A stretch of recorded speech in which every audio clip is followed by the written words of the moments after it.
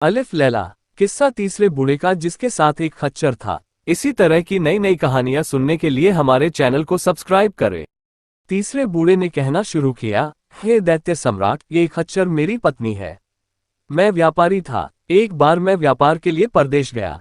जब मैं 1 वर्ष बाद घर लौटकर आया तो मैंने देखा कि मेरी पत्नी एक हबशी गुलाम के पास बैठी हास विलास और प्रेमालाप कर रही है।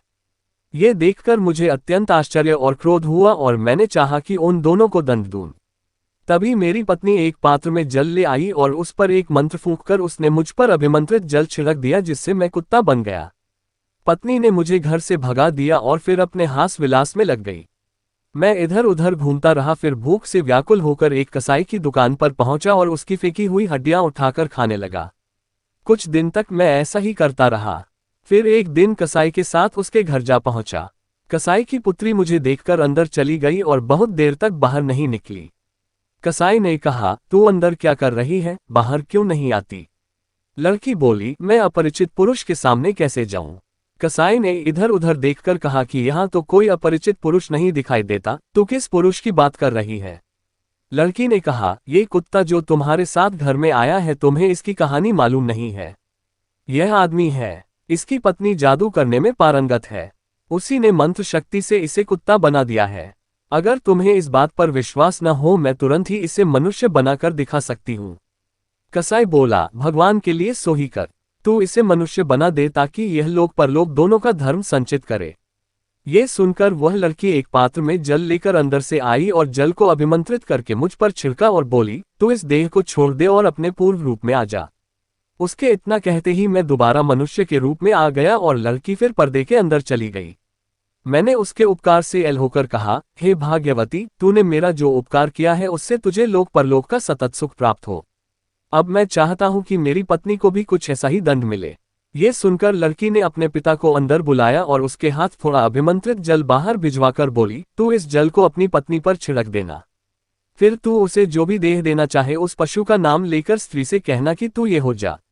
वह उसी पशु की देह धारण कर लेगी। मैं उस जल को अपने घर ले गया। उस समय मेरी पत्नी सो रही थी। इससे मुझे काम करने का अच्छा मौका मिल गया। मैंने अभिमंत्रित जल के कई छींटे उसके मुंह पर मारे और कहा, तू स्त्री की देह छोड़कर खच्चर बन जा। वह खच्चर बन गई और तब से मैं इसी रूप में अपने साथ लिए घूमता हूँ। शहरजाद ने कहा, बादशाह सलामत। जब तीसरा वृद्ध अपनी कहानी कह चुका तो दैत्य को बड़ा आश्चर्य हुआ। उसने खच्चर से पूछा कि क्या ये बात सच है जो ये बूढ़ा कहता है? खच्चर ने सिर हिलाकर संकेत दिया कि बात सच्ची है।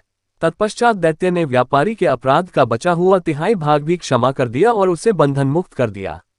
उसने व्यापारी से कहा, तुम्हारी जान आज इन्हीं 3 वृद्ध जनों के कारण बची है। यदि ये लोग तुम्हारी सहायता न करते तो तुम आज मारे ही गए थे।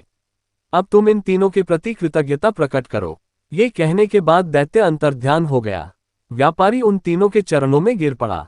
वे लोग उसे आशीर्वाद देकर अपनी अपनी राह चले गए और व्यापारी भी घर लौट गया और हंसी खुशी अपने प्रियजनों के साथ रहकर उसने पूरी आयु भोगी। शहरजाद ने इतना कहने के बाद कहा, मैंने जो ये कहानी कही है इससे भी अच्छी एक कहानी जानती हूँ जो एक मछुआरे की है। बादशाह ने इस पर कुछ नहीं कहा, लेकिन दुनियाजाद बोली, बहन, अभी तो कुछ रात बाकी है। तुम मछुआरे की कहानी भी शुरू कर दो। मुझे आशा है कि बादशाह सलामत उस कहानी को सुनकर भी प्रसन्न होंगे। शहरयार ने वह कहानी सुनने की स्वीकृति भी दे दी। शहरजाद ने मछुआरे की कहानी इस प्रकार आरंभ की।